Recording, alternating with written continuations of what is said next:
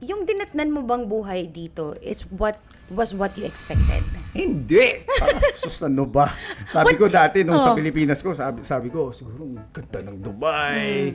Siguro, titira ako dun sa magandang bahay. May maglalaba ng damit ko. Okay. Tapos, siguro, ang sarap ng pagkain. Tapos, maaliwalas. Lahat yun, lie. Kasi, hindi gano'n yung, na-experience ko. Grabe. I love the way you explain or you make kwento your past experience kasi hindi, but you're very positive about it eh.